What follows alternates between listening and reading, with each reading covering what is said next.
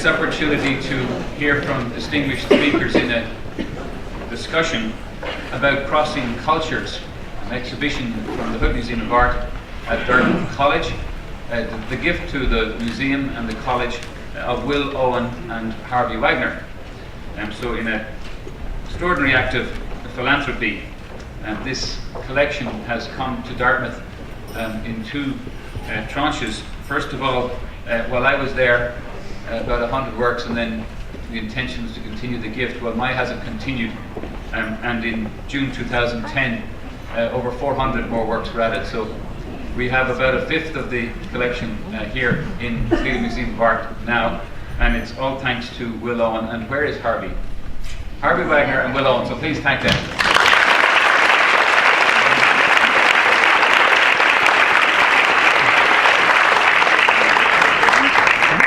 America has had such a history of extraordinary acts of philanthropy, and it requires great skill in collecting.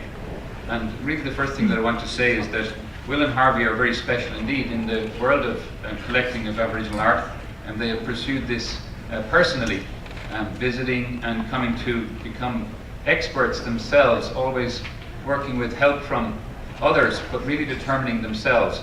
And the first person I want to introduce on the panel is Will Owen. And Will has, with Harvey, been at the University of North Carolina since the 1970s. Harvey is at the Keenan Flagler School of Business, where he's one of those people who's written sort of the tome, that's the basic text on the subject, and that was on operations management. And Will is the Associate University Librarian at the University of North Carolina. Together they have made this extraordinary collection, and Will is also very distinguished in the world of Aboriginal knowledge and understanding on the web, because he has established a blog which has been going on for quite a number of years. 2005. Since 2005. I've come to deem it a sort of religious practice on his part, that every weekend I get to read another entry in the great blog, and you can look it up on the web at Will Owen Aboriginal Art. Our blog will get it straight for you. So I also want to introduce Margo Smith, who's beside Will here, who's director and curator of the Kluge-Ruhe Aboriginal Art Collection at the University of Virginia. She has a PhD in anthropology from UVA, and conducted fieldwork herself in Australia in the early 1990s. The Kluge-Ruhe has long been the collection of Australian Aboriginal art in this country, a place that you can visit, and a place that has gathered up people of great expertise in the subject for many years, courtesy of the collecting and philanthropy of John Clukey. And Margo Smith worked with Howard Morphy, a distinguished anthropologist, Howard, to edit Art from the Land, dialogues with the Kluge-Ruhe Collection of Australian Aboriginal Art. She has worked with the collection since 1995 and has taught many courses at the University of Virginia on Aboriginal art over the last decade. So, welcome, Margo.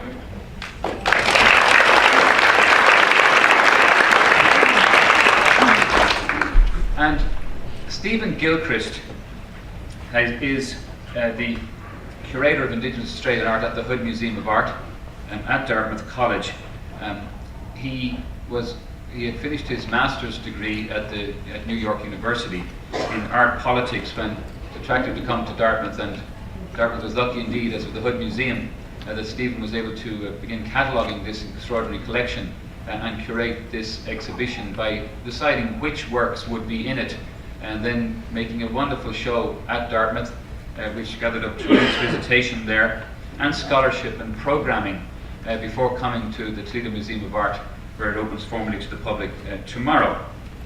Before coming to America, Stephen had started his career in art curation as assistant curator of Aboriginal and Torres Strait Islander art at the National Gallery of Australia in Canberra while I was there as director, and then he moved to be curator of Indigenous art at the National Gallery Victoria in Melbourne, Australia, where he did wonderful work. And he's heading back to Australia next week, which is, I hope, only a temporary loss for all of us, as he goes with Kylie and Eva. Stephen is a member of the Yamatji peoples. And so as we begin our discussion, as we will do with all public programs in the next few months, and we'll begin by paying our respects to the Kickapoo and the Miami peoples of this area, the native peoples of this area, on whose land the Toledo Museum of Art is built, and we pay tribute to their memory and to the memory of their ancestors. So, let's begin. And maybe just to introduce matters, let's ask Will. So Will, Harvey, you have an addiction. Will, can you tell us how you became involved with Australian Aboriginal art? Well, Harvey and I have always loved art. Particularly for us, it was minimalism, color field, painting of American art in the 60s and 70s, and I really don't intend to insult anyone's favorite artist if I say that the art of America in the 80s, the neo-expressionists, did not appeal at all. And we were in New York in 1988, doing the rounds of the galleries in Soho and not seeing much of anything that we liked, when a friend of ours said, there's this show at the Asia Society and you absolutely have to see it. And it was an exhibition called Dreamings, which had come over for the Australian bicentenary of Australian Aboriginal art. And I mean this very literally when I say it was a life-changing experience for us, because it ignited this interest and this passion. 2 years later, we went to Australia, we bought our first painting, took it home, lived with it. 3 years later, we went back and bought a dozen more. And thereon hangs the tale, which you can see upstairs in this beautiful exhibition. Harvey said when we were looking at it before, these don't look like paintings that we owned. This looks like a real museum. Great. Margo, let me ask you the same question. How did you first become interested in Aboriginal art? Well, I worked in Central Australia doing field work in the 90s, in the early 90s, as you said, and on my small stipend, when I was in Alice Springs and saw something that I liked, I would try to acquire it, of course. You know, like many people, my first purchases were something I could afford and not something, you know, really, really great. But paintings that I have lived with and continue to live with to this day. We're going to talk about aesthetics, I guess, so that certainly ties in. But my intention wasn't to work with Australian Aboriginal art. I was studying other aspects of the culture. And when I came back to the University of Virginia, I was called by John Clukey to work with his collection, to catalog his collection. And as a graduate student, my other options were, you know, to work at the bagel place or the hospital. It seemed reasonable enough. And it actually turned into a career that changed my trajectory, but has been a wonderful career and something I'm quite devoted to in every way. You know, so it's enabled me to live in the United States, but to continue my work in Australia and research with Indigenous Australians. And the field work that I did, I think, has brought something to Kluge-Ruhe as well, has enabled me to you know, relate aspects of Aboriginal culture to Americans who haven't had that opportunity to visit Australia.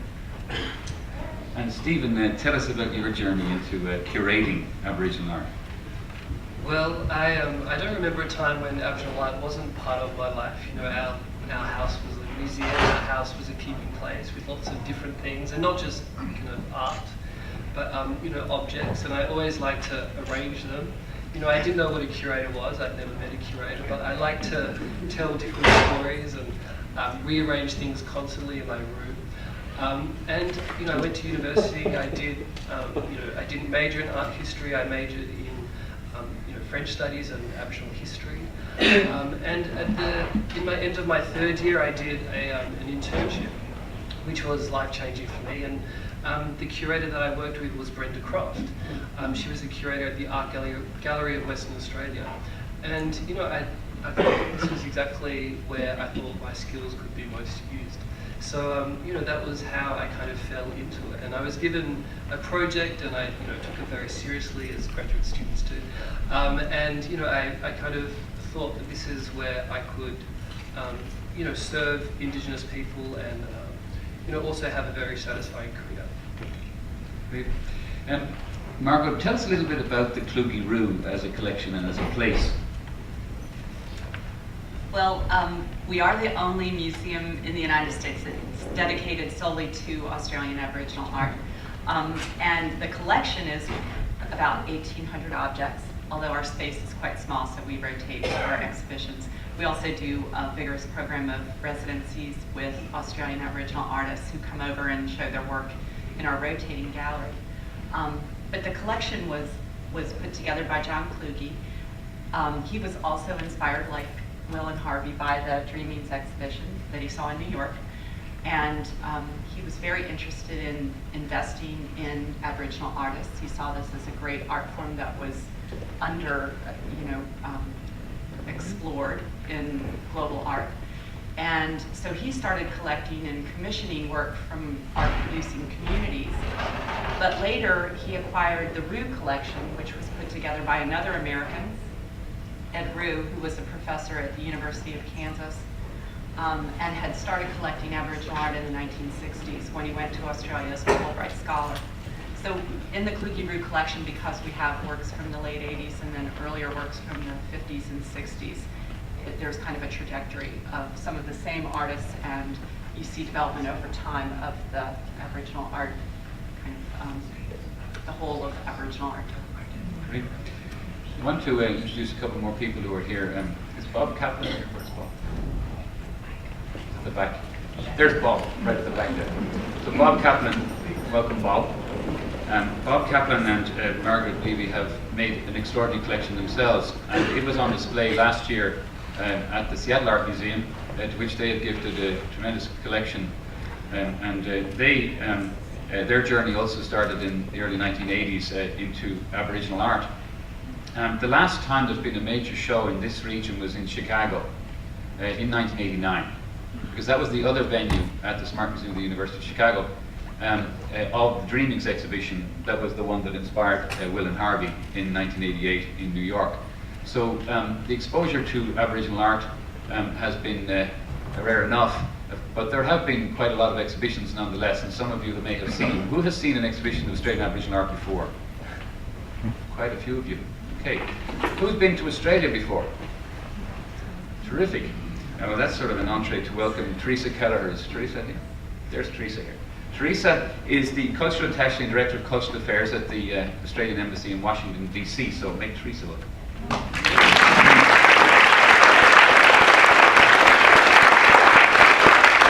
And there's Henry Skerritt. Is Henry here? There's Henry over there. Henry Skerritt is working currently at the University of Pittsburgh. He's an art historian, curator, and songwriter, and a contributor to the catalogue, which of course I hope you're all going to acquire for yourselves, because you'll need it. There's a lot of scholarship in the catalogue, Crossing Cultures, and I congratulate Stephen on bringing everybody together to do that. It may seem a complex subject, but let's begin with another simple question. Will, as somebody said to me the other day, why is this type of art important? Yeah, I nearly choked too, but it's a good question. Well, I think it's important to me. At first it was important to me because I found it to be beautiful, and I hope that you will find it to be beautiful as well. Since we're talking about aesthetics, it is the kind of art that reaches off the wall and grabs you around the heart. It's also important because it opened for me the world, the experience of Aboriginal Australia, which is a very rich, complex, fascinating culture, and the art is a way into that culture, and that's not accidental. If you speak to Aboriginal people themselves, they will tell you that much of the reason that they make this art as art, they create these works as fine art to be sold in the market with the intention of teaching us strangers about their culture.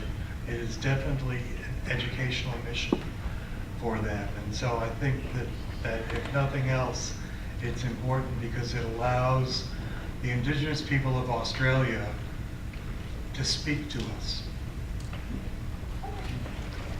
Margo, do you want to have a go and answer what's important about Aboriginal art for you? Well, in addition to what Will just said, which I heartily agree with, I think this is also a great contemporary art movement. And that's one thing that we seem to have to convince people of sometimes if they're unfamiliar with Aboriginal art. A lot of Americans, this wouldn't happen so much in Australia, but a lot of Americans who come to our museum think that they're going to see something very old. And they're really surprised when they see beautiful, vibrant acrylic paintings on canvas. Delighted and surprised. But we sometimes have to teach people initially that this is a contemporary art form, granted with design elements and roots in traditional art forms. But that's part of what makes it so exciting, I think. And that we can see great change just over the last 40 years in Australian Aboriginal art, and it continues to change. So we can all, get on board with that and see developments as they're happening. And it makes it very exciting and something really worth watching. And Stephen, I mean, what ways do you think that contemporary Aboriginal art contributes to cultural discourse today? Well, I think in Australia, it's Aboriginal artists, have been given this platform, and you encounter the work in museums and on Qantas uniforms, on Qantas plates. The iconography is really everywhere. But we have to, as curators, we have to remember that no matter how intrinsically interesting something is visually, that meaning is everything. And I think, as curators, we're very much concerned with creating that cultural context. And Aboriginal artists don't want to be misunderstood as well. They want messages about cultural autonomy, about protecting the environment, about holding on to cultural practices. And I think if people value their own cultural position, they can value it in other people. But we come to works of art by trying to project the familiar onto the unfamiliar, and sometimes that can be a problem with Aboriginal art because the conversation is really disabled. Rather than going far into the kind of the rich meaning of the works, people just kind of stop too short. We hear a lot in terms of contemporary Aboriginal art about issues around the traditional and the contemporary, and some of these types of ideas are less often spoken of, for example, in our contemporary art gallery here in the museum, where if we understand that all art comes from art, well then it's all rooted in tradition. But can we talk a little bit about the dialogue between what appears traditional to our eyes being also contemporary?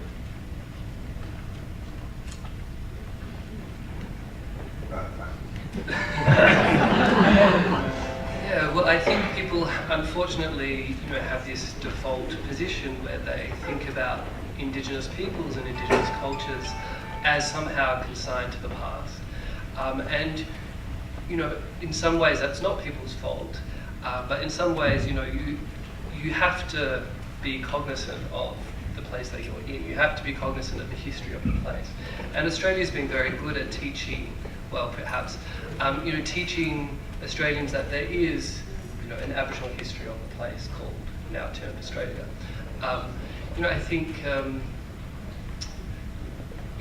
people have to realize that culture changes and culture is dynamic and culture evolves. And I think, you know, it's easier and it's less threatening if people think about aboriginal cultures as something somehow static and unchanging. And it's, you know, difficult, you know, we're talking about the dreaming, which itself is very ancient, but itself is always changing. It's kind of constantly being reconstituted and reimagined by people who are connected to that dreaming side. I think that it's tempting to look at a whole body of work and see things that maybe look like rock art and think, oh, this is traditional, and then see something that looks like abstract expressionism and think this is contemporary, or even more so, some, you know, photography or something in new media and think this is contemporary. And so it's kind of getting around that issue and you know, talking about the artists who produced all this work. Many are living artists. Some all have been alive in the recent period, you know, in our time. This is the art of our time, so it is contemporary art, in fact. But also, if you look more deeply into the history of Aboriginal art in Australia, you see that artists have made choices throughout the past, you know, 50, 60 years about the kind of art they produce, because they are actually making this art for an outside market. It has actually many different motivations in the making, and satisfies things both within the culture and in the desire to communicate with people outside their culture about political issues and cultural issues and social issues as well. So it's art with intention and with agency, and those are all things that are part of Aboriginal people working within, you know, this contemporary world that we share. I'm not sure I have anything to add to that. Well, let me ask something maybe challenging. I spent 8 years in Australia, and that was a time between 1997 and 2005 of considerable change. It was the centenary of Federation of Australia in 2001. We had, you know, the emergence of very strongly of the reconciliation movement, and 250,000 people walking across Sydney Harbour Bridge and calling for reconciliation between between peoples in Australia. And it was a challenging time, especially politically, for lots of reasons. And one of the things that happened during that time within institutions was that there was effectively a change that emerged in terms of curatorship, in that nearly all of the curatorial posts in Aboriginal art were had people in them who were non-Indigenous, and then gradually Indigenous curators took those posts and space was made for them. And in very recent times, nearly all of those people have vacated those posts, and many have gone into academia and are thinking about another way of creating a place which is not a token place within museum culture. So this is a loaded issue, and maybe Will, you might have some thoughts on this. I didn't say this was going to be easy. I think that Indigenous curators in Australia do face enormous obstacles, and I'm sorry to see them moving out of the museums. In some ways, I'm glad to see them moving into academia. I'm an academic myself, so I don't think there's anything wrong with that. I thought when this show opened at Dartmouth, Stephen put together a panel discussion, which you can see on YouTube in its entirety. And everyone on that panel was an Indigenous person. And so we had a day there in which there were nothing but indigenous voices being heard. And I think that's enormously important, and I hope that perspective will continue to be exerted in Australian museums. Brian mentioned reconciliation. You know, at the very heart, if you just look at it abstractly, reconciliation it's a two-way street. It means that both sides have to change. And I think in Australia, I think one of the things about this art being contemporary art is that Indigenous people have reached out across that divide. They have adopted, for example, the tools of the trade of contemporary Western artists, acrylic on canvas. They are exhibiting in commercial galleries. They are making rock and roll to get their message across to a large popular audience. What's been lacking is a similar effort to reach out and cross that bridge on the part of not all Australians, but many Australians.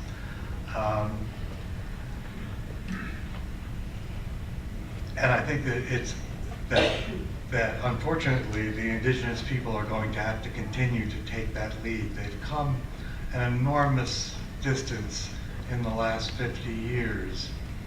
And so it's important that they continue in that struggle, because only that will convince the other side how important it is. Only Indigenous voices speaking will convince the other side how important it is to listen. Well, my father was Australian, my mother's Aboriginal. So we were, a model of reconciliation before the term really existed. Before, the term had been kind of hijacked politically. I think that we have to remember that there is, we have coexisted for a long time. I worry with the reconciliation movement. Obviously, I want to will it to succeed. I think there are great benefits for Australia, for Aboriginal people. I just somehow sometimes worry that in the reconciliation movement, there's often the centrality of white guilt, and that white guilt can be very immobilizing to the process of reconciliation. So I think, I like to, the biggest peaceful protest that we ever saw in Australia was because of the reconciliation movement. There's this great groundswell for support and for, creating these opportunities for Aboriginal people to kind of speak and create opportunities for Australians to listen to these stories, which I think is really crucial. We had the national apology in 2008, which was a very big deal. And that was a very important moment, a historical moment for Australia. Unfortunately, there's been little follow through. People seem to think that that was really the pinnacle of the reconciliation movement, rather than, a new way forward. And I think we're kind of stuck in this kind of post-apology. Where do we go to next? Let me ask a different sort of question. To what extent do you think that Aboriginal art fits into a globalized worldview, or does it subvert it? Well, we often come up with this issue about universal aesthetics and universal storytelling, and art is this universal language, and it's not. It's like intensely kind of culturally specific. And I think with Aboriginal art, we just I want to see it alongside the great art traditions of the world. I think it belongs, and I think it's on par with those other great art traditions. We just have to, it's all our job to be part of the kind of uplift, part of kind of educating people about, what certain things mean. And, in Dartmouth, it's a great institution of higher learning, and I was trying to frame the exhibition in terms of knowledge, that, what these paintings represent are, very sophisticated, intense kind of bodies of knowledge, in terms of, topographical information, sonic information, performative information, meteorological information. And you know, there are lots of takeaways for people who are willing to invest in the works of art.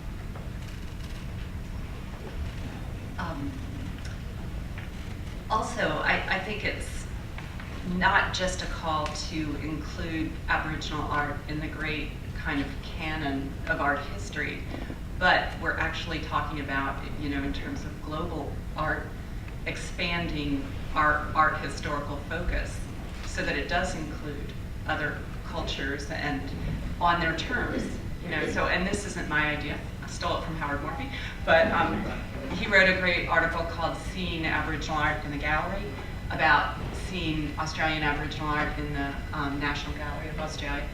And he calls at the end for contextualization of art, because we can't understand it without context, but also for this broadening of our art history so that we can incorporate other people's art histories, not just a Western-based, you know, scientific-focused art history, and see how, you know, that expands our idea of art. I'm going to take this from a slightly different perspective. One of the leading anthropological scholars of Aboriginal culture is at New York University, Fred Myers. And he wrote a book in the 80s called Pintupi Country, Pintupi Self. And it was about this group of desert people, many of whom the big bright acrylic dot paintings that you'll see upstairs, many of them are painted by the Pintupi. And in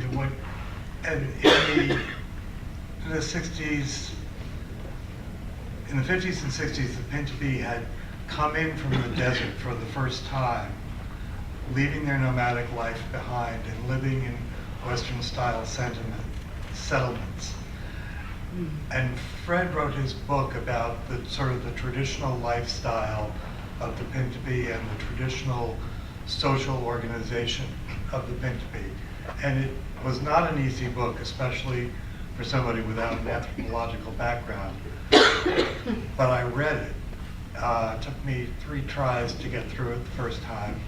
And when I was done with it, I thought to myself, wow, those people are so different. The way they look at the world, it's just completely alien, it's completely different. Then about 3 years later, we went to Australia, and I took the book along with me to read while we were traveling around. And when I finished it, I said, wow, those people are just like us. You know, the motivations, the pride, the jealousy, the search for prestige, the importance of family, the importance of knowing where you're from. And so, you know, that book, like this art, has led me to understand how different we are, and by we, I can expand that globally, how different our cultures are, and yet how fundamentally similar we are as humans. And I think that anything that teaches us that lesson is a very important thing. Well, I'm delighted to welcome Professor Kirke Endicott here, longtime professor of anthropology from Dartmouth College in Kirke.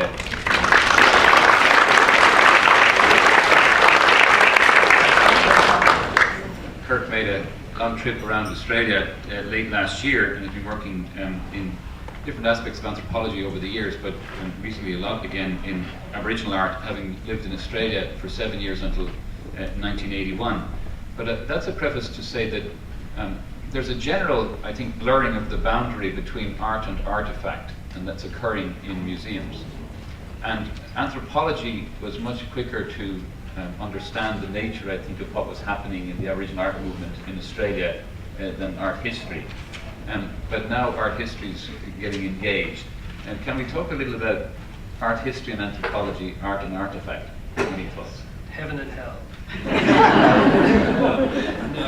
No, you know, I mean, as curators, we are, you know, constantly. I mean, it's more of a kind of interdisciplinary interdisciplinary approach where you're kind of looking towards anthropologists, and some of those anthropologists went in very, very early, you know, to places that are quite difficult to get to, you know, not before the missionaries who were the most intrepid, but you know, they would go into go into very remote communities, and so there's a lot to learn from their documentation. And you know, Aboriginal people themselves are going to, you know, historic ethnographic collections and learning about their own cultural practices, cultural iconographies.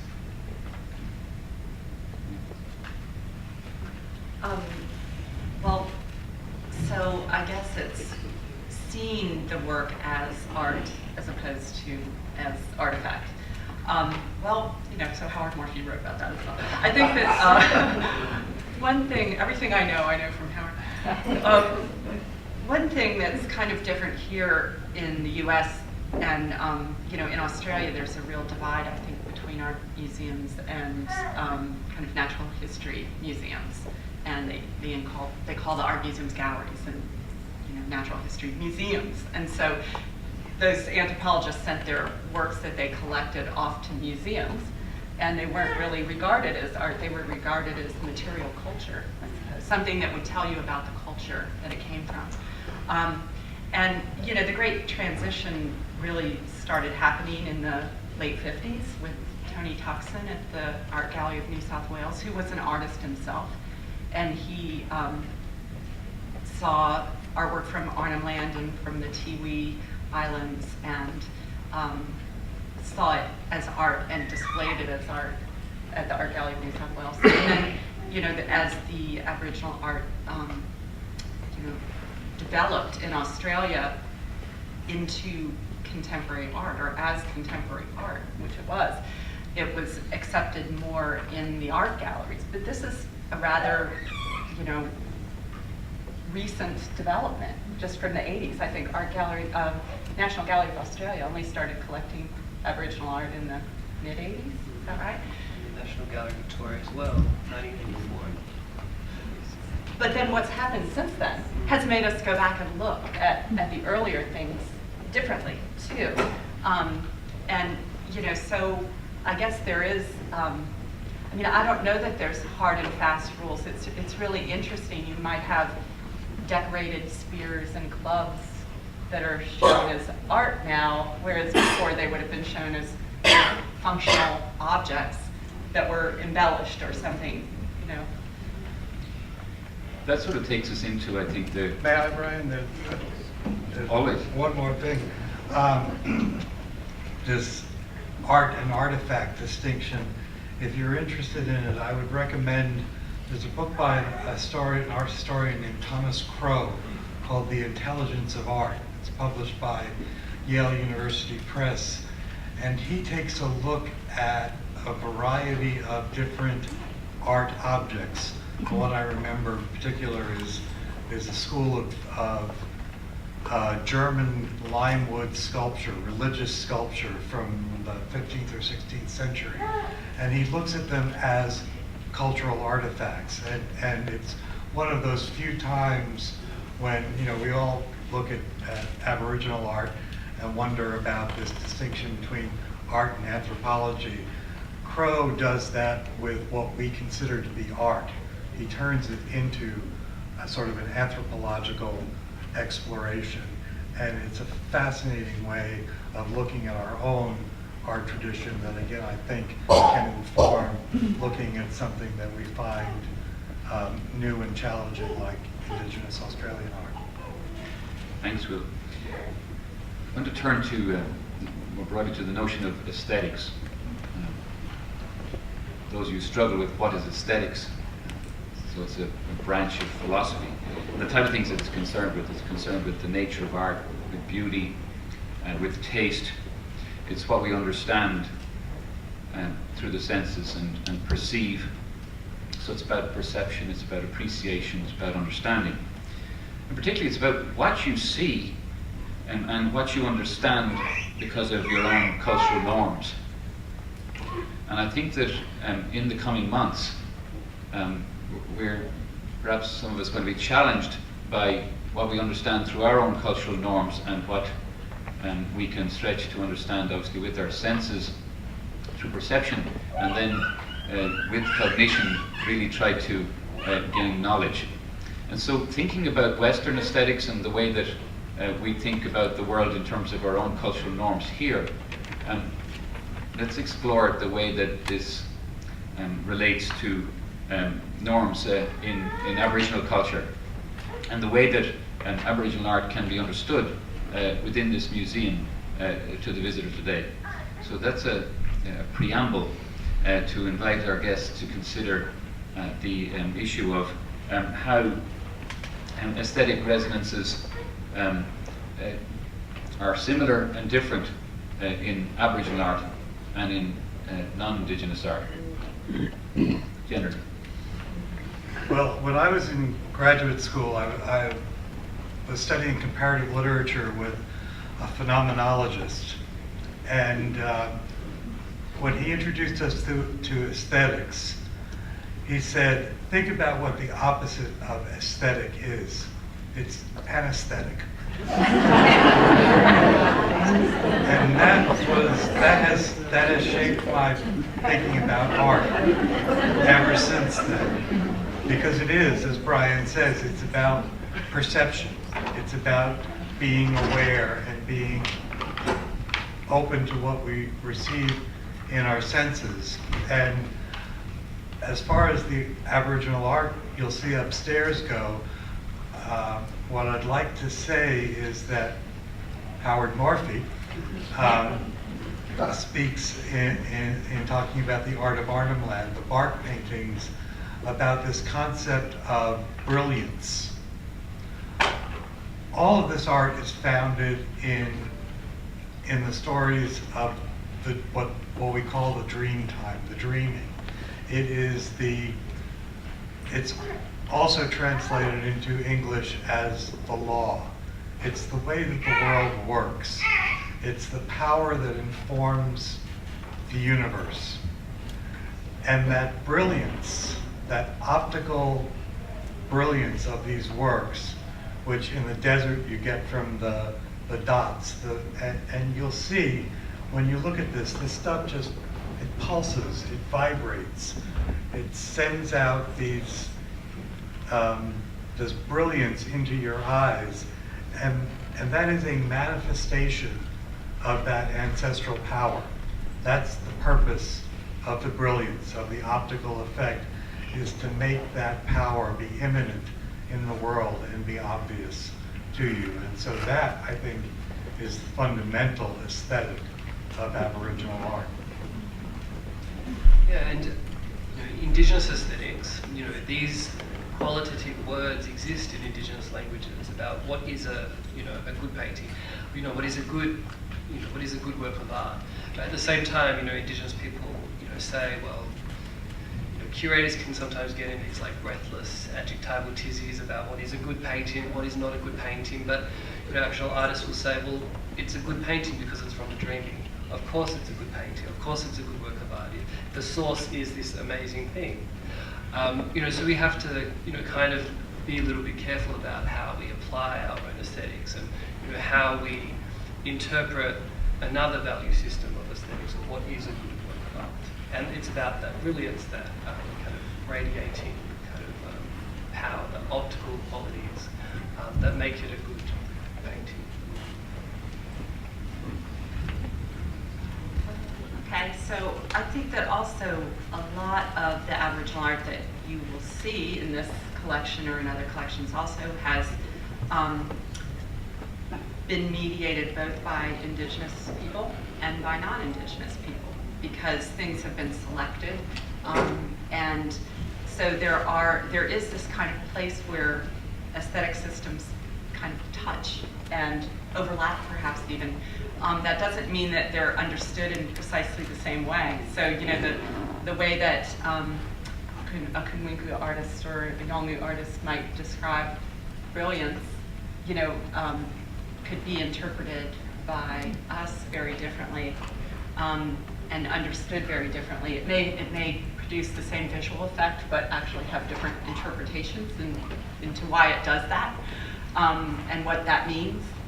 So it's, you know, I'm not so sure I believe in kind of universal aesthetics. I believe that it's really a cultural system of understanding, but I also just know that the art that we see is, well, the art that you're going to see today is all really good art. It's not, and there's always a lot of bad art out there too, or not necessarily out there, maybe it doesn't even get to the market. So, you know, there's choices that have been made along the lines by a lot of different people before that you even see this work. And we have to be, you know, careful about the language we use about, you know, if you're calling a work of art an abstract, you know, work of art, and that history of abstraction is very different. And you know how it's, you know, we have inherited the language of Western art history, but we have to indigenize it. You know, we have to try and make it different and make it culturally appropriate. As I said at the start, I fell in love with this art because I loved minimalism and color field painting. And it's been 20 years of learning to see it through indigenous eyes and letting go of, not that I ever can, you know. If I walk into a gallery, the one that looks like a minimalist painting is probably the one I'm going to go to first, but I'm trying to understand why it's important in that indigenous sense as well. And can I just add to saying something like good art, bad art is not just our decision to make about the art, that artists make these decisions as well, or the communities that they come from, people who see the artwork. Indigenous people also say, you know, good art, bad art, as they're evaluating paintings or other works. When I came to America from Australia in 2005, I'd already had discussions around an exhibition which became Dreaming Their Way, that was shown at the National Museum of Women in the Arts in Washington, D.C., and then at the Hood Museum of Art, Dartmouth. I started this journey, really.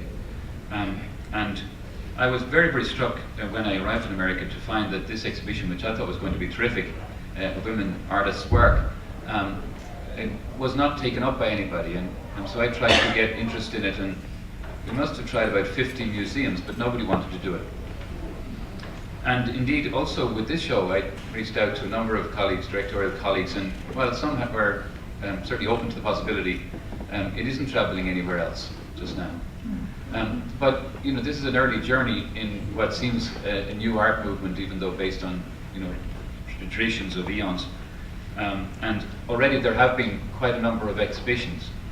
But there are many reasons, I think, why this might be the case, the reluctance. But one, I think, is that people who organize exhibitions, curatorially, directorially, particularly in our tradition, assume that we have the right to know everything. We want to be able to follow that rabbit really far down the burrow and be able to determine as much facts as we can possibly gain. And the challenge of Australian Aboriginal art is that, to use a phrase that Stephen has used, there are registers of knowledge, and there's some knowledge that's just not going to be open to us. So while that's attractive from one point of view, in a sense it's mysterious, it's also frustrating because we want to know it, and because that's the sort of scientific mentality that we have of research scrutiny. So I want to sort of think about that in terms of the idea of registers of knowledge, and why that might be actually important as a contribution to the artwork. I mean, just, you know, saying that, you know, it can be quite confronting for people to realise that, you know, indigenous systems of knowledge are organised about according to who can know certain things, not that everything can be known. You know, it was interesting at the Dartmouth exhibition because, you know, our children got that. They loved it. You know, they thought, well, it's something that's just for me. It's a secret that only I know. And they kind of didn't care that they couldn't know everything about this particular work. And you know, that was quite refreshing to see. You know, but at the same time, Aboriginal people are wanting to communicate. You know, they're not trying to shy away from everything, just the really restricted things. These are dialogical works. They are invitational works. They're about trying to bridge these cultural divides. And so, you know, I think it's important to to say that there are these registers of knowledge and we can only go so far, but at the same time there is an enormous amount of goodwill by Aboriginal people to share aspects of their cultural heritage. I think I certainly experienced Brian's frustration early on.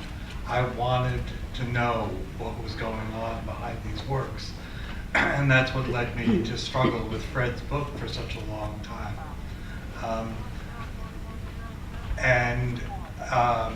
One of the very first Aboriginal communities I visited was a place called Yirrkala, where many of the bark works come from.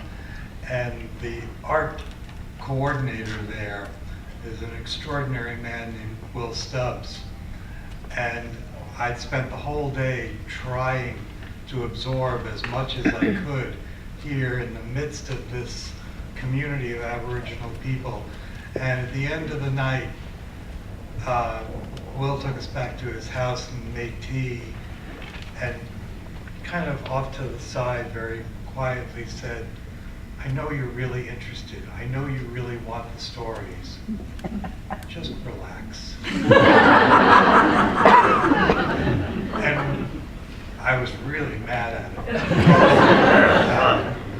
But again, if I can return to that theme of difference and universality, one of the things that this has taught me is that if Aboriginal people believe that certain parts of these stories are restricted information, that only certain people have the right or the privilege to know, I need to respect that and relax.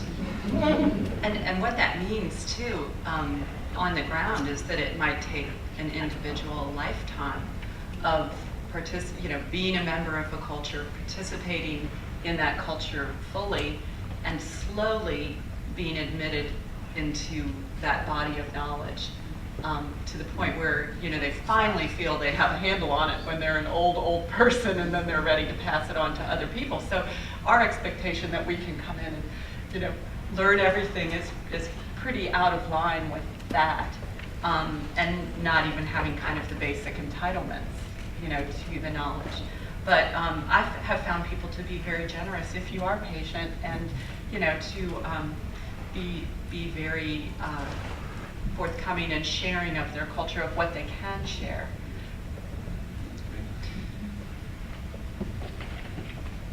In this regard, I think the changes that occur with art making, you're going to see many, many different kinds of art making in this show, because Will and Harvey have distinguished themselves by being willing to collect all across Australia to represent all the different kinds of art makings, which of course goes somewhat counter to taste, because you're going to really like some more than another, but you're working with a lot. But in the area of bark painting, particularly in recent times, there's been a very significant shift, and people are going to see that when they look at early barks from the 1960s as examples presented against more recent work, where the let's say animals or objects are much less visible today. Can you talk a little bit about how that sort of shift has happened and what you think it represents? Well, if you think of those early bark paintings, that the figurative imagery was really a concession to non-Indigenous people in the beginning, because the background information encodes places, it encodes stories, and so that information, to make it more meaningful to non-Indigenous people, they included the figurative imagery. And now I think there has been a shift from that figuration to a much more, we would say much more abstracted imagery, but it's really a process of cultural codification, trying to encode it differently, and to protect things that have been, and if you think about Arnhem Land, there have been encroachments on the territory for a very long time. Mining companies, you have to be vigilant with what with your culture. You have to protect things, but things are negotiated, things change in terms of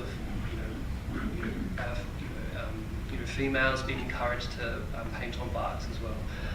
That was a decision by senior men to make sure that the possible, the more people could be depicting these stories. But there's sometimes a shift back. There's lots more figurative imagery is coming back as well. So it kind of constantly changes. When you think about the numbers of people in Australia, Australia and America are pretty well the same scale of landmass. And we've over 300 million people in America, and recent census is just shy of 23 million people in Australia. And of those 23 million, about 550,000 have declared indigeneity as Indigenous people in Australia. So 2.5% of the population. But 4/5 of Aboriginal people live in urban areas, and a third actually in New South Wales, the state that surrounds the great city of Sydney. And so the ways that people make art in urban areas is, in this exhibition, seem to be significantly different from the media that are used in non-urban areas. And issues that are being explored may also seem different, but may not be. So can we talk a little bit about urban Aboriginal art? Well, one of the things that I was trying to get at in the exhibition was this idea of connection. And people talk about connection to country in terms of maybe people in Western Central Desert or in Arnhem Land, but there's deep connections to people living in urban areas as well. That's the place they've always known. And so, I was thinking about the idea of how Indigenous people in those spaces are conceptually filtered out, even though they make up the majority of Aboriginal, the majority of the Aboriginal population. But if you think about the amount of Aboriginal artists, the majority of Aboriginal artists actually live in the Western Desert or Arnhem Land. So there's these very kind of, there are nuances of Aboriginal demographics. But this idea of connection, that the dreaming or kind of the song lines pass deep into urban environments, is something that is very important about the show. I think there's one photograph in the exhibition by an artist named Darren Siwas, and I'll tell you, it's the green picture when you see it. And Siwas has done something that I really like. This was the first photograph we ever bought. It was the first time we stepped outside what's sort of a classic or traditional Aboriginal art to buy work by someone who was born and raised in Adelaide, who went to art school and turned to practicing art the way the vast majority of artists around the world do. And it's a photograph of an intersection, and there's a sign that you see the back of, and if you know Australian road signs, it's what we would call a yield sign. Or in Australia, they say more bluntly, "give way." And Siwas has photographed himself in a white shirt and tie, formal business attire, standing at this crossroads. And he's used a kind of double exposure so that while this very rural, almost menacing, dreamlike forest atmosphere is quite clear, he is a very ghostly presence. You can literally see right through him. And without getting too didactic, I just think that those metaphors of the crossroads, of give way, of the Aboriginal person dressed up as a European businessman, dressed as a European businessman. Is he fading from view? Is he coming into view? It's the kind of thing that you meditate on and you say, what is the place of the indigenous person, of the First Nations person, to use our parlance, in a society of colonizers and settlers. It's a great provocative piece of art. And you know, an interesting kind of interpretation of that work is that you know, it really registers what is the foundational narrative of the place termed Australia. You know, although the population, Aboriginal population, is less than 3%, 2.5%. You know, the history of the continent of Australia is like close to 50,000 years. So you know, people have to learn about the history of this place, of the place called Australia. And the history survives what we know largely in art. That can be, archaeologically dated back as far as 40 or 50,000 years ago. And it looks remarkably like some of the paintings you'll see upstairs. So when people say that this is the oldest continuing living culture on the planet, there may be a little bit of exaggeration there, but there's an awful lot of truth as well. Sure. Well, I'll just add that, when the Dreamings exhibition took place in New York, none of the urban-based artists were involved in that exhibition, were included in that exhibition. So there was a artist cooperative in Sydney at the time, Bumali, which is still in operation. Artists were being very active. The urban-based Aboriginal artists were being very active, and yet they weren't included in what was being kind of presented as Australian Aboriginal art internationally.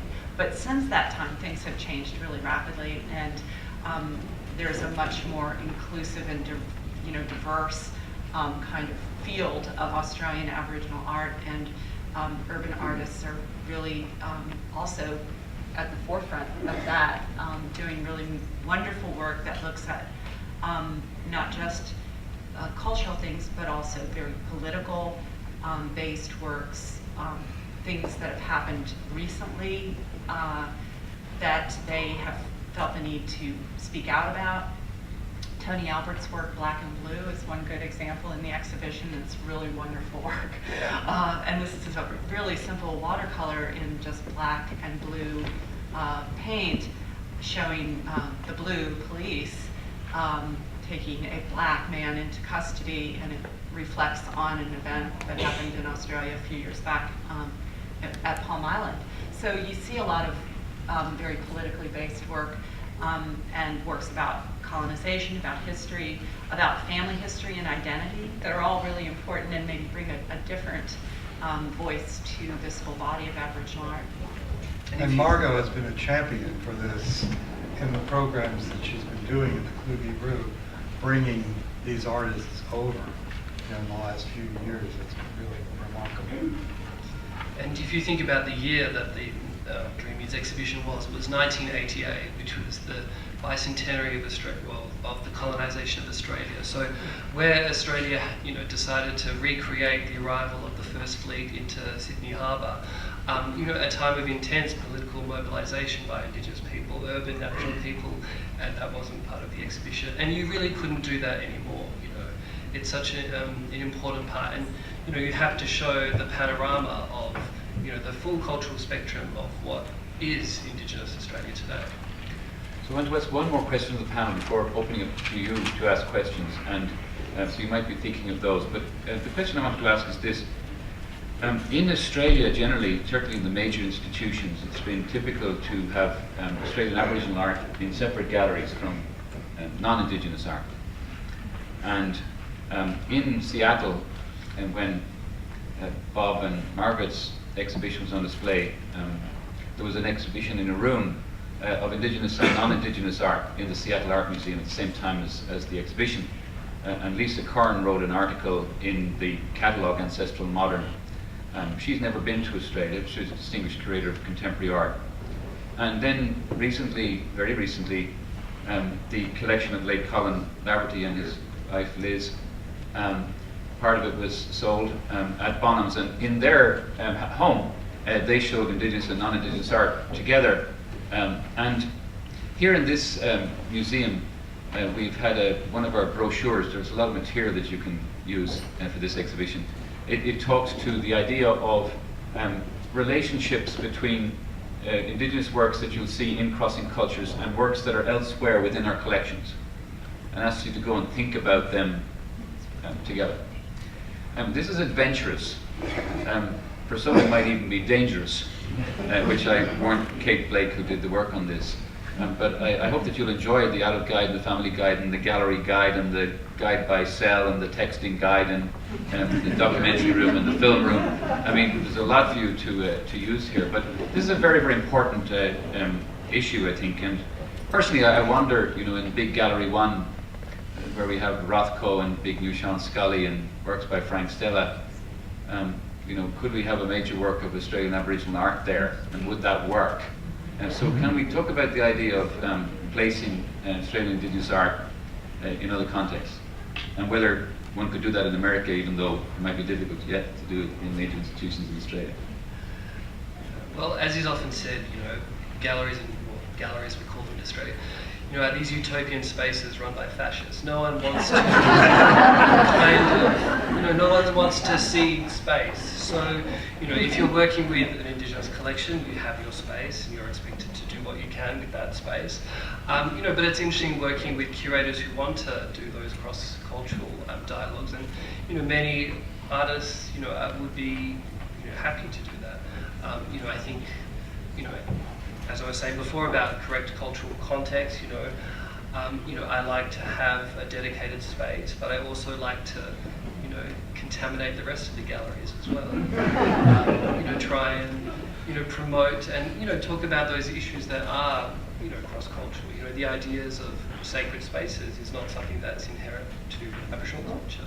You know, we all, so I think that, you know, that can do a lot of good. Sometimes I think when people come into, you know, the problem that I had was beginning to have with, you know, these Indigenous spaces was that they became spaces, you know, of indigeneity, not for indigeneity. And I think that those spaces have to be much more responsive to the community, and you know, that still needs to happen.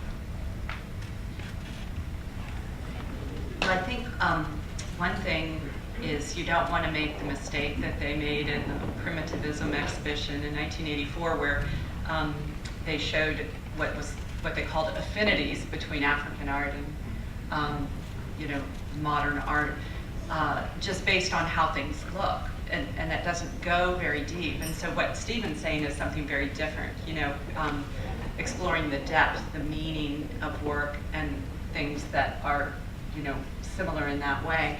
And if Aboriginal art is the great contemporary art movement, you know, going on right now in the world, then all contemporary art collections should have Aboriginal art. So there you go.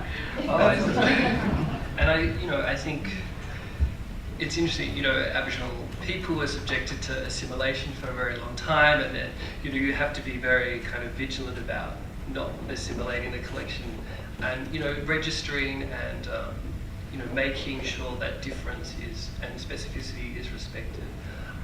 And you know, for so long, Aboriginal art has been written out of, you know, any art history, and so sometimes I feel it's a bit disingenuous trying to, you know, claim it all for, you know, the canon of Western art.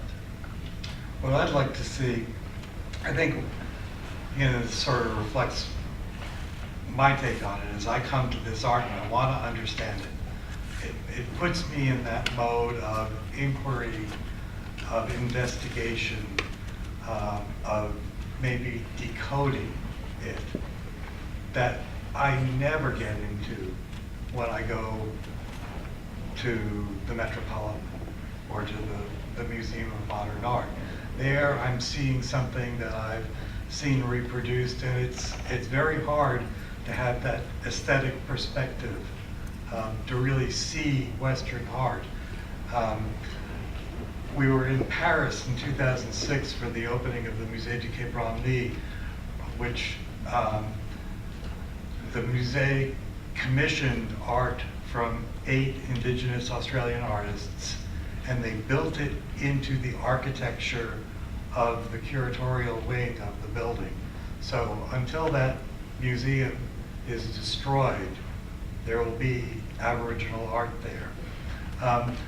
But the story that I really wanted to tell was that after all the ceremonies were over, a friend of ours took us to the Louvre, and he said he just wanted to visit some old friends. And we spent the afternoon in the Louvre, and we looked at about 9 pictures that Bill really liked.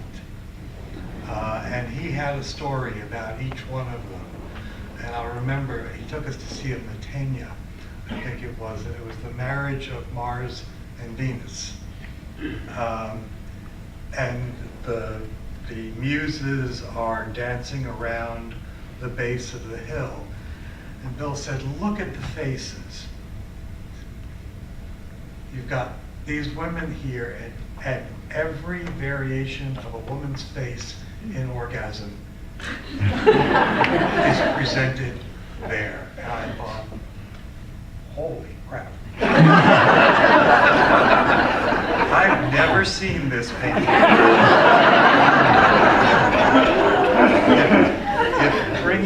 If bringing these two cultures together could open our eyes to both of them, I think that would be pretty wonderful. All right.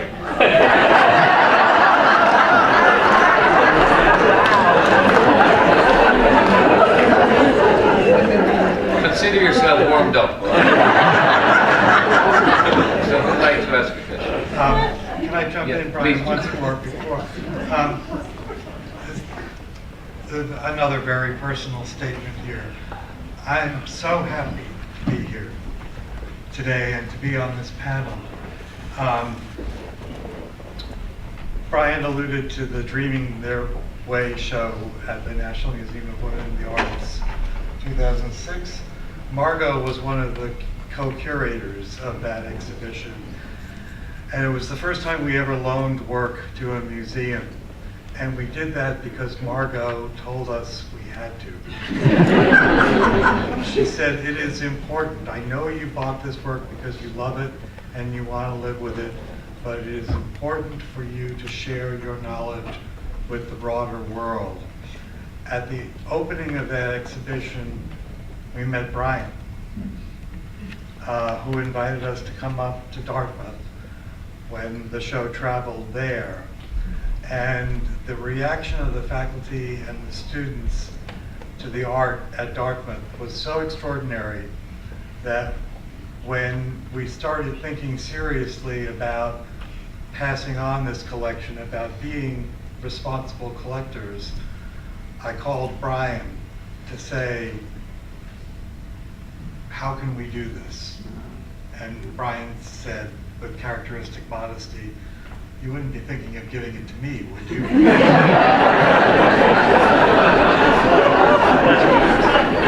I said, I thought you were asked. And so as a result, this collection now has a permanent home at the Hood Museum of Art. And Stephen is the man who made this exhibition come alive. When he first went through the exhibition checklist, he said, I want to include this painting because, and I thought, that's why we bought that painting. How can he understand this so well? And so to have this exhibition be brought to life, I mean, these are the people here who are responsible for it. And it's just kind of Brian's brilliance. I was going to say dumb luck. That has brought us all together here at this moment. And to have this collection emerge from academia into one of the major art museums in America, it's just awesome.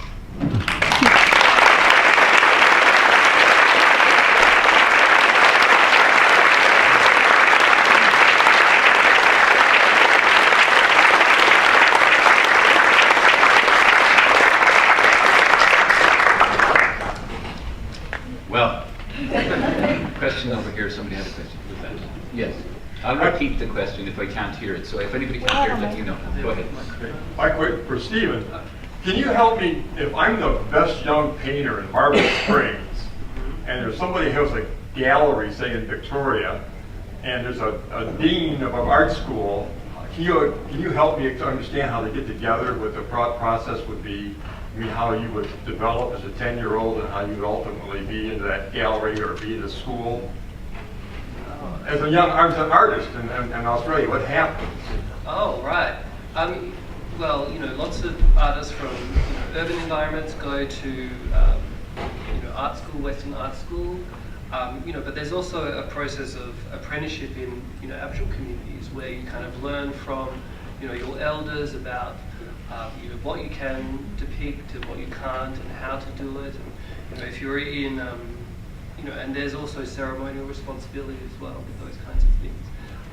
Is that what you're asking, or? Yes, I just was. What I feel like I'm missing is, as an artist, if you're an Aboriginal artist, how do you get there, and how do you become in contact with galleries and schools? And oh, right. What happens? Yeah, and also there's this system where people work through an art centre. So in lots of communities, there's an art centre which is often, the community hub. And there's a really great, sometimes the most important artists are senior artists, but they're also working alongside younger artists, and there's this intergenerational transmission of knowledge that's going on. This is the only form of employment in some of those communities, especially if you're a senior person, you're kind of past retirement age. It's a government-supported model, so lots of those art centres get government funding, not a lot. Lots of their revenue has to be generated from sales. So the artist would be in touch with the art centre coordinator, and then that coordinator, who is often non-Indigenous, but sometimes Indigenous, would be in discussion with galleries, the major galleries in Melbourne, Sydney, Perth, Brisbane. So it's a pretty collaborative model. People work in these collectives, so money goes back to the community. Thank you. And also, you can now see a lot of this work online because the art centers all have websites, or most of them do. There are also national art awards and state art awards that different artists send work into. So there's competition in a way to recognize some of the leaders. And there are many, many publications. We have a vast library at Kluge-Ruhe. So another way to, this isn't really about how to build a career as an artist, but just how to learn to appreciate Australian Aboriginal artists. There's a lot to be seen, and you can look at a lot and develop a sense of the aesthetic by doing that. And the commercial galleries have websites as well that you can sometimes buy directly online. And one of the things, if you catch the bug like we did, Stephen mentioned these community art centers. One of the unfortunate things about the art market in Australia is that there are a lot of people who are willing to exploit, as Stephen said, in many of these remote communities, there is no economy, there are no jobs. Making art is the way to make money. And there are people who will come in and buy a painting for a carton of beer or the promise of a motor car, and then they'll sell it for 10 or 20 times the price of that carton of beer.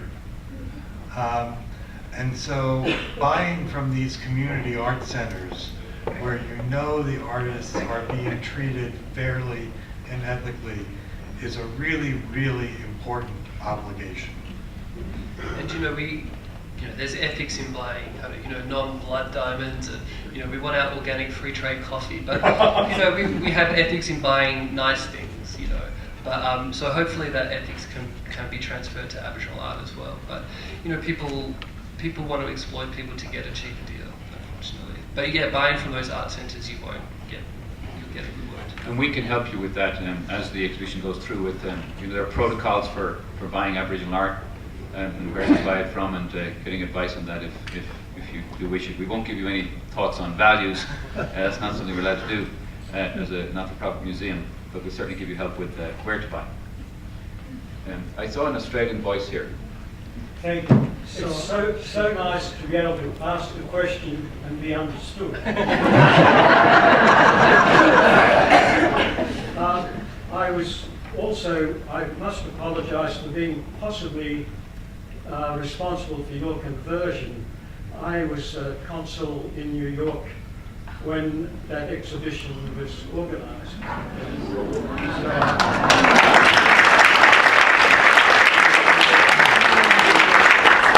But my question is just a very simple one. When I was a young fella, the big fashionable Aboriginal artist was Albert Namatjira. Is he out of style now? Is he out of fashion? Or he's not quite. I have some paintings, and they don't look anything like Albert Namatjira. Is he sort of old hat? Well, no, there was a show, I think, for the centenary of his birth, which was 2003. Yeah. So at the National Gallery of Australia. So he's, there's a major retrospective, and a lot has been written about him. And the National Gallery of Australia now has a dedicated gallery for art from Hermannsburg. So not just Namatjira, but his, sons, family, and there's still, artwork being made at Hermannsburg. So. Oh, thank you. Yeah, and he's never out of fashion. I mean, it's just undervalued. Just for an American audience, the style that Albert Namatjira painted in was a landscape style of the desert, and somewhat,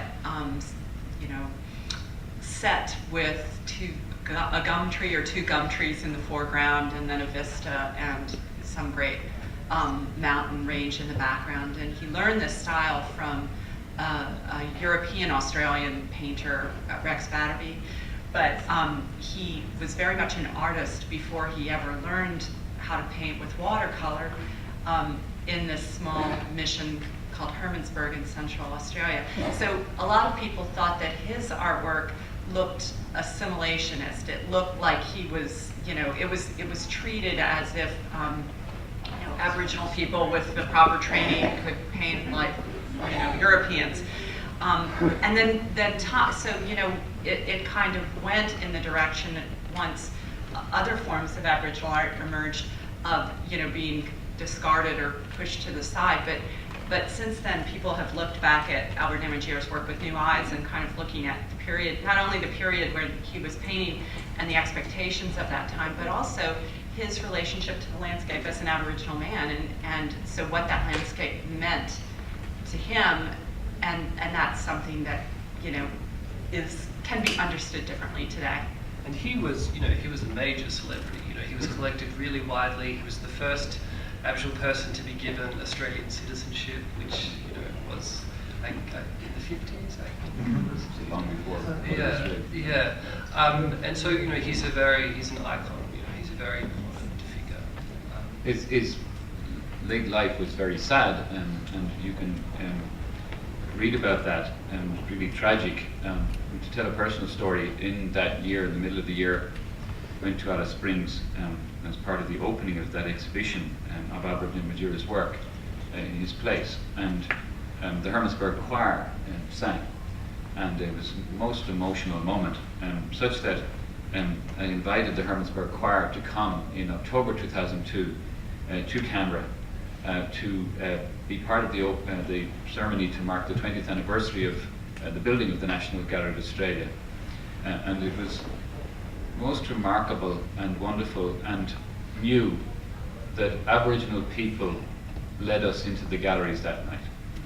And so this was 20 years after a major gallery had been opened without Aboriginal art in its collections. They were showing some, but 20 years later, Aboriginal people, the Hermannsburg Choir, led us in, and there wasn't a dry eye in the house as that happened. There's a lot of dry ice as well, because we were simulating smoke. And later this evening we will have Cameron McCarthy, who's the Indigenous Arts and Cultural Officer at the New York Consulate of the Australian Embassy, to sing in the exhibition for us with his didgeridoo. So that will be happening a little later for you, and I think you will find that a special moment as well. Anybody else a question?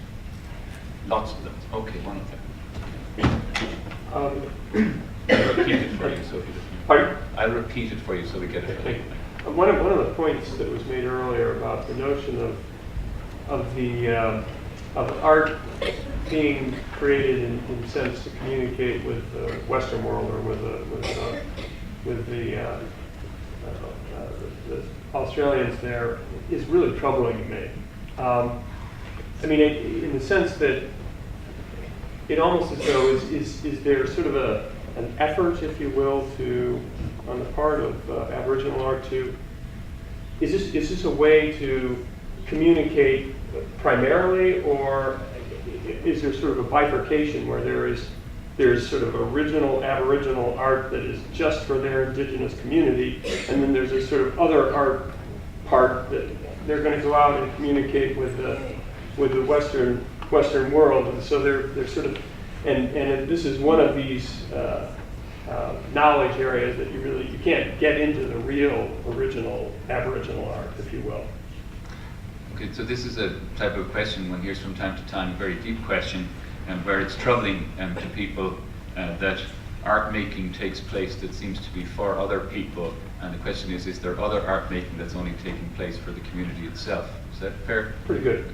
Better, actually, than what I said. I think people are also making works that communicate with the ancestral realm. They're also making works that if you think about the application of dots, it's a very kind of meditative process. They're being transported to places that they sometimes can't physically access. They're thinking about traveling through painting to these places. I don't think it's only to communicate with a Western audience. I think that it is valued by an outside audience is very beneficial to Indigenous people, that their culture has an equivalent value, aesthetic value and cultural value. I think that's what's being communicated. I don't think it's trying to please completely an outside audience. And people negotiated what media they use. People painted in acrylic paints rather than ochres, because that was something that was performed. You used ochres in ceremonial context, so it was a way of distancing the work from the public domain. So Aboriginal people are very knowledgeable about that negotiation. I don't think they're doing things that they don't want to do. Is that okay? But someone else. Yep. Also, where a lot of the I guess motifs and techniques come from is from body paint or other kinds of art making that are done more in a ceremonial context, in some Aboriginal art at least. So in the desert, concentric circles that you see painted, relate to drawings that people do in the sand. It's a icon that's used to represent something, or on the body. And those are just forms that people use within their own culture to communicate with each other, and they're ephemeral. They can't be shipped off to a museum in the United States. And some are quite old as well. But I think that also what Stephen was saying, in the process of making art that is for an external audience, people aren't necessarily doing it in their room, behind a closed door. They might be doing it among their peers, and all the while talking about what they're doing, and maybe even singing songs. Maybe there are children there or young people who are learning, and they're doing part of the work as well. And there's also, I think one thing that we tend to get into is thinking about, this idea of traditional that we talked a little bit about versus contemporary. And, I think we tend to forget that people are also innovating and creating anew. You know, some of the knowledge that they're basing it on is, you know, older knowledge, things that they have learned, but they might be creating a whole new way of representing that knowledge. And some of the things that you'll see in the gallery are really quite innovative. Some of the artists have come up with this style themselves, and they'll say that. And you know, so it's, you know, it's not really like there's a devaluation of work that is made for a market. People are putting everything into that as well. And before, you know, people put, you know, paint to canvas, you know, they're negotiating what sites can be, you know, can be depicted. You know, sometimes there's family feuds and things and no-go zones for a while. You know, there are lots of things that are being negotiated, you know, constantly. And, you know, sometimes, you know, there's taboo areas and things like that. So, yeah, it's not just for an external audience. And it's not an either or, it's a both and kind of a thing. And the example I'd point to is in the late 50s, the world's largest bauxite deposit was found in Arnhem Land near the community of Kirke. And Arnhem Land had been set aside by the Australian government in the 30s as an Aboriginal preserve that would belong to the Aboriginal people forever until they found bauxite and struck up a deal with a Swiss mining company. The Yomu petitioned the government to stop the development of the mine. And what they did was they wrote up a formal petition. These are the reasons why we don't want your mining on our country. There were two versions written, in English and in Comanche, the local village. And they pasted those on a bark painting. And on those bark paintings were the designs that were their traditional clan designs that proved their historic ownership. In our terms, they would say, these are our deeds of land. And so the images on those things had to be obviously encoded great significance in the Aboriginal artists' minds in order to explain and show to the government that we own this land, that it is ours and that it is important to us, and that you should please not take it away from us. Those petitions, those bark paintings now hang in the Houses of Parliament. Yeah, they're actually in the Australian Parliament, and it's an extraordinary building itself. They were beside the copy, one of the very rare copies of the Magna Carta. The Australian Parliament, for anybody who wants to visit, is one of the most extraordinary in the world because you can actually walk on it. You can walk up on top of it. So it reminds the politicians who's really in charge. Did it work? Did it stop the bark? No, it didn't. No, it didn't. No, but as a result, so again, yeah, I love this. It didn't work. So they hired a lawyer and they went to court and they sued. And that didn't work either because the justice said there is no precedent, there's no ground in Australian law or English common law that would recognize this Indigenous claim. And he was so troubled by that 5 years after that decision was handed down, the first Land Rights Act that acknowledged that Indigenous Australians actually had a right to the land that they occupied before the British showed up. And it set off a revolution in Australian jurisprudence. Which has seen so much of Australia handed back to native people in recent times, but still a lot of complications around that. You would have read about the wonderful crocodile who's arrived in Toledo today, 17 feet long, and supposedly the second largest crocodile, saltwater crocodile, ever taken into captivity. And the zoo will be doing an exhibition opening in May, which will correspond with what we're doing here, and they've other Australian animals involved. But in seeking permission to use the name Baru, when invited by Alan Block to behalf of the zoo to think about that, I went to Stephen and said, okay, well, Baru would be acceptable.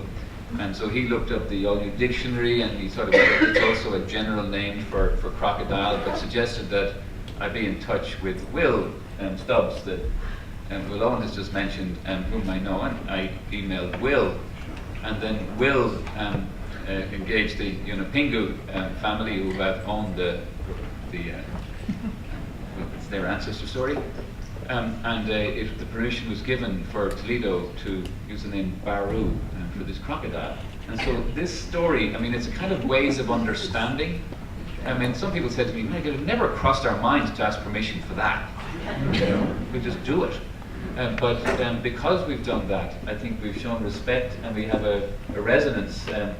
And because of the beauty of email, I mean, all this happened in 24 hours. And they wanted to, do some kind of ceremonial naming as well. I mean, they were very... Right, so that'd be up to the zoo, but I mean, you could have people come and name in the christening ceremony the crocodile. And I think that's what, we hope will happen. Yes, yes. When we look at art history and artistic taste making, and you look at, religious institutions that were, making art, having art made for them, and then your wealthy families that were having portraits done, and then you get into the salons, and you get into art dealers, and then you have your auction houses, and at the higher end of that spectrum are your museums, all the important things that the tastemakers decided are the best works of art, and most important are the ones that end up there. Do you think that Aboriginal art is going to have to be somewhat westernized in some ways, kind of going back to this gentleman's question, since it's not followed that same trajectory? And for instance, Gagosian does not own a big collection of Aboriginal art that he can put into Christie's auction to see how it does, and raise it 10-15% overnight. I mean, how do you think that's the fact that Aboriginal art has not gone that route? Actually, it has. Oh, it has. Okay. Let me repeat the question. It's sort of from a Western-centric point of view, in terms of art history and art making. If we take the channels of production and of taste making from the church to patrons, the salon, right through to art houses and dealers today, will Aboriginal art have to be westernized in order to participate in that system? I would say it doesn't have to be westernized, but it actually has gone through that kind of, it began in a sense as religious art among the artists and the art makers. It has achieved its champions among gallerists in Australia.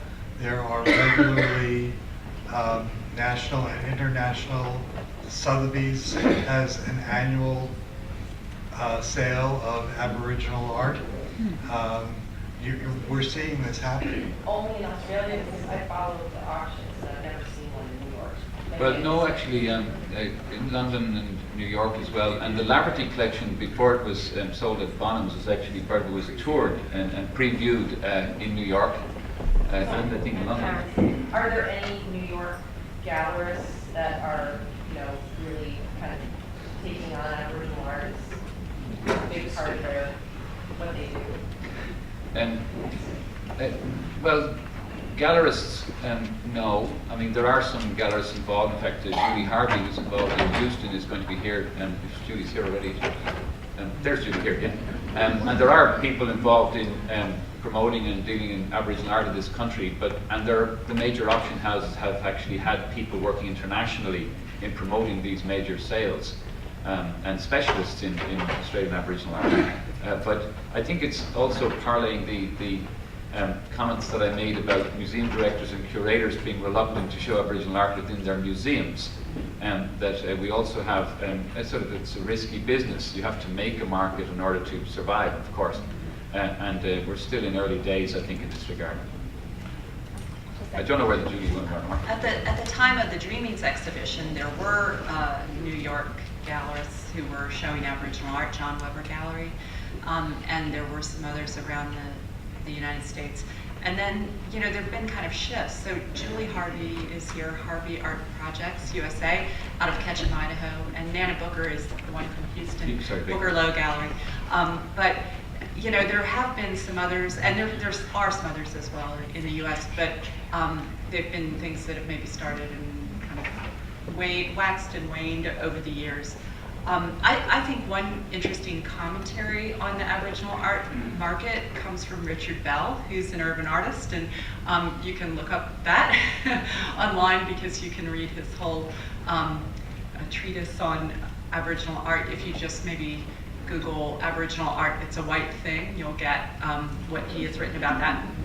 I think one thing that's interesting is this whole question of, do we have to squeeze Aboriginal art into an existing model of this Western art world? And maybe we should be looking at that model too, and seeing, is this a model that is inclusive or exclusive? Do we create value by being exclusive? And is that something that we want? We have a lot more power than we used to have because we all have all of these resources at our hands today, every one of us. And we don't have to go through these structures that existed in the past that people had to go through in order to have access. So you have access. You don't have to settle for that. And we have the ability to recreate the art world in ways that are more democratic and maybe more enlightened and more open. And I don't think Aboriginal artists have to Westernize themselves. I think institutions have to indigenize themselves. Being more receptive to other ways of doing things, as being, decentering the centres. Not everything has to be through your. There's a big bad world out there. That's what I was looking for, because I don't think that it's necessarily exists. And just by coincidence, Richard Bell's exhibition called Us versus Them is opening this weekend at Indiana University. I want to ask Bob Kaplan, who's the other major collector in the room. Bob, have you any thoughts on that question about sourcing Aboriginal art today?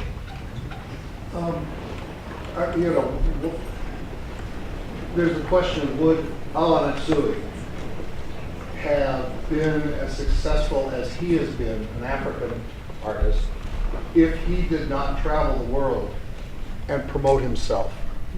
And that's what Aboriginal artists do not have, at least the remote artists have no capacity to do that, which hinders the ability of people to be exposed to the artists themselves, not just their work.